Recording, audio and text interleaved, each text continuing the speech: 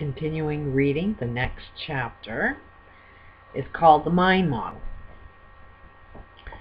For simplicity's sake, I made a topology of the mind in the shape of a cube. I took each part or aspect of the mind and gave it phase spacing within the cube. I changed its shape without changing its function, and this was born the mind model.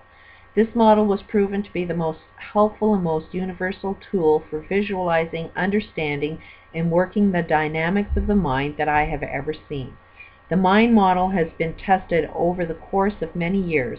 I've watched how it has worked in each case, revised it, fine-tuned it, and simplified it without diminishing its power or effect. The more it's used, the more powerful it becomes. It makes clear how the mind integrates and organizes itself according to the implicit order of the universe, and how the mind develops according to this order within orders. The mind model shows you how to access the quantum wave, use the quantum force, and unfold the I within you. It takes you into the deepest orders of your mind and stays with you to the furthest reaches of the holodynamic universe. It is the greatest gift that I can share with you. The mind model has the following dimensions: rational and intuitive processes. There are two fundamental ways of thinking, two mental processes that account for almost all we say, do, and feel. One is rational, the other is intuitive. One reflects the particle aspect of reality and the other wave aspect of reality.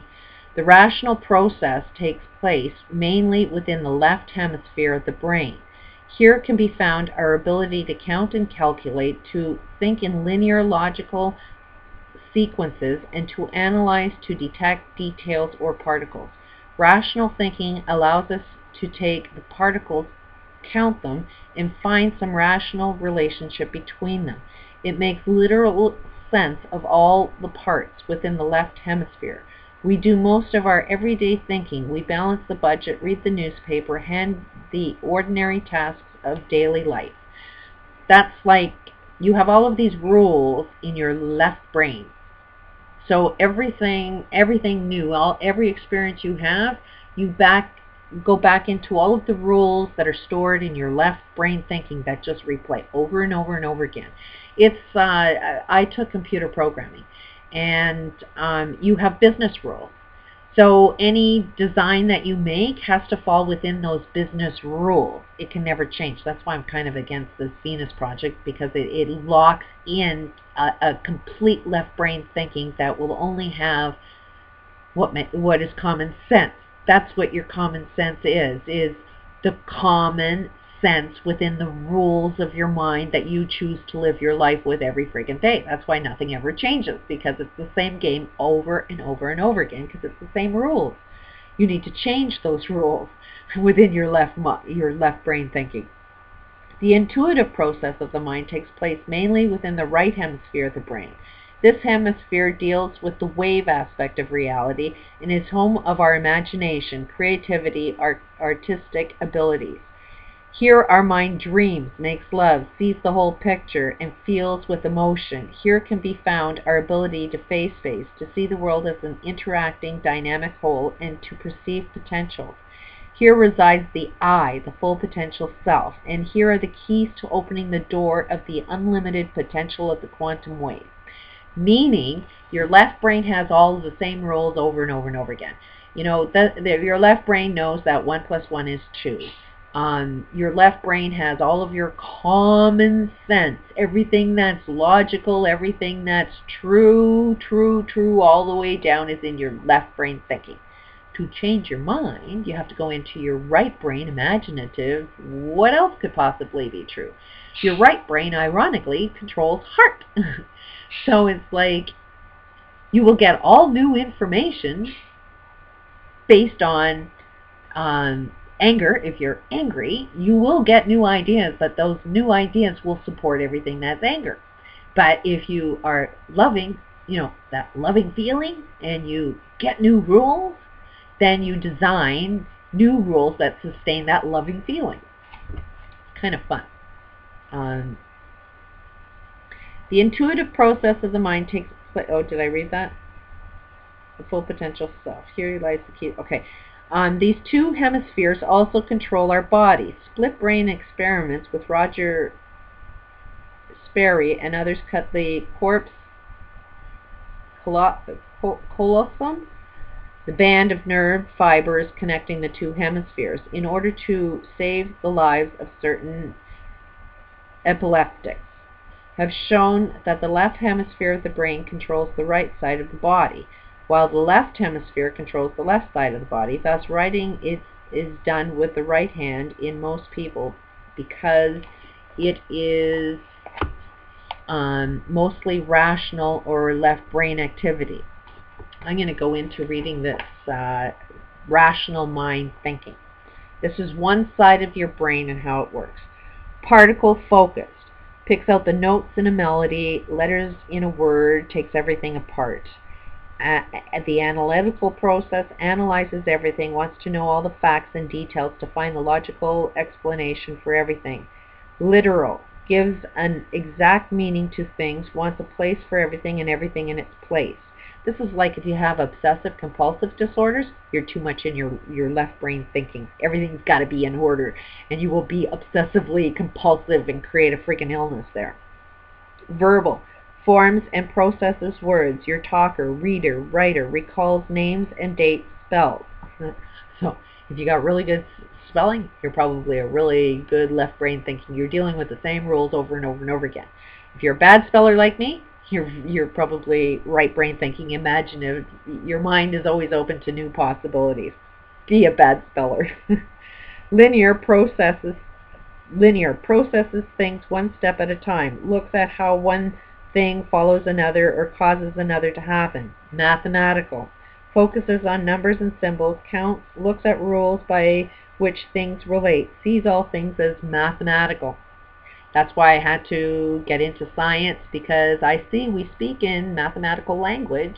We speak in science. We need to know something's true. So that's why I did research. I'm kind of really into the science, that logical brain, but I try as hard as I can to stay in that right brain thinking. Because imaginative, it's like I gotta think of a magical way of explaining something completely different to people and still keep my sanity.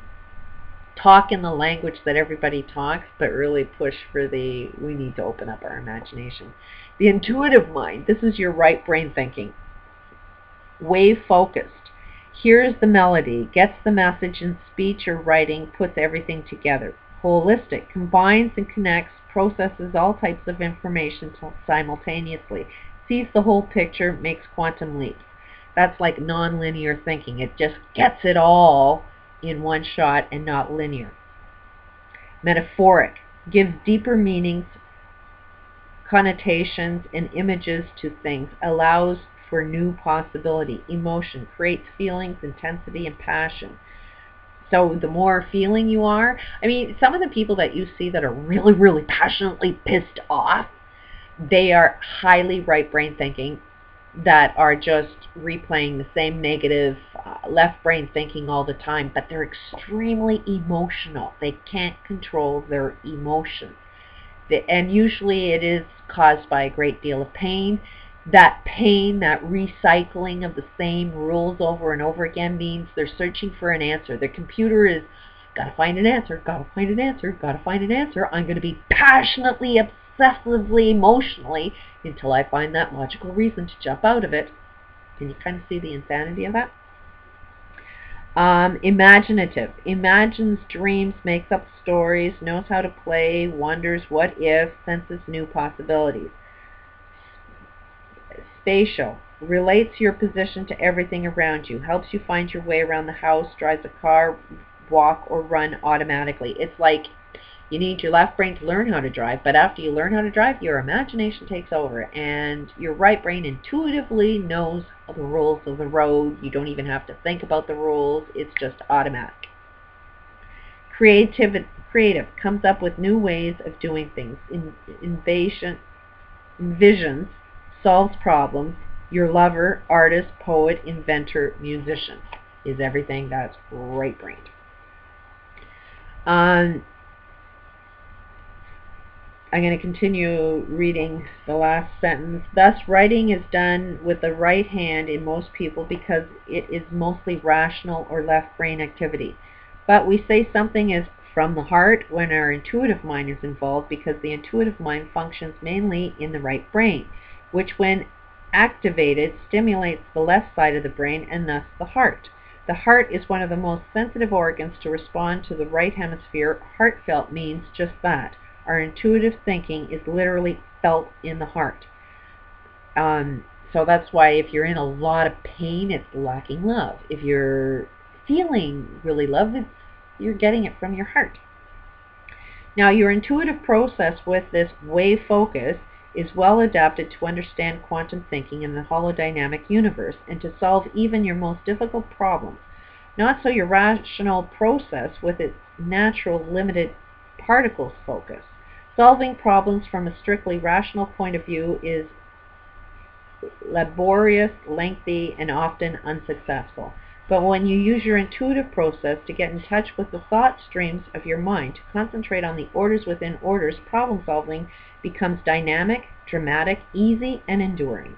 The rational and intuitive processes are represented in the mind model as on the following page. There, it's just sort of like split right down the middle equally. Between the rational and intuitive sections of the model running diagonally through the cube lies the holodynamic plane. The holodynamic plane is a multidimensional field where all the activity, thought forms, holodynes of your mind operate and interact, where the synthesis between your rational and intuitive thinking takes place, where your thoughts and behaviors are correlated, and where most of your mental games are orchestrated. All mental activity, both rational and intuitive, begins with the senses. Your senses are the measuring tools of your mind, the means by which you experience your surroundings and perceive reality. As you explore how your senses work, you will understand how the balance between both your rational and intuitive senses is essential to unfolding your fullest potential. Your senses and reality. Your senses give you all the experiences, pain, pleasure, harmony and disharmony, growth and decline. With your senses, you see what you want to see, hear what you want to hear, feel what you want to feel, and taste what you want to taste. Light and dark, loud, soft, smooth, rough, bitter, and sweet. If you compare your mind to a camera, then your senses are the lenses of the camera, for whatever comes into your mind comes in through your senses. And when you face your senses, you discover all sorts of things that are not yet widely known. For one thing, you learn that all your senses detect both the particle and wave aspects of reality. Your particle-sensitive senses send their information to your left brain, while your wave-sensitive senses send their information to your right brain. So they do come in at the same time. Take your senses of sight. For example, in each of your eyes you have a pinpoint concentration of rods on the retina called the fovea. The fovea picks up sight particles and discriminates one particle from the other. The fovea sends its information down the inner fibers of your optic nerve to be processed by your left brain. Around the fovea is a peripheral. The peripheral takes in the sight wave, how you see all the particles together within their visual context. The peripheral sends its information down the outer fibers of your optic nerve to the processes by your right brain. All your senses have this dualistic nature. Take your senses of hearing, for example. In each of your ears you have a coiled inner organ called the cochlea, filled with fluid and lined with tiny hairs of different lengths called cilia. Each hair or cilia is tuned to a different note or frequency, and each picks up a different sound particle and sends this information to your left brain to be processed. Not far from the cochlea is the eardrum, which takes in the whole sound wave, the beat of the sound, and sends this information to your right brain to be processed. Running out of time, got to go on to a new tape. Hope you're enjoying this read. because it will save your friggin' life.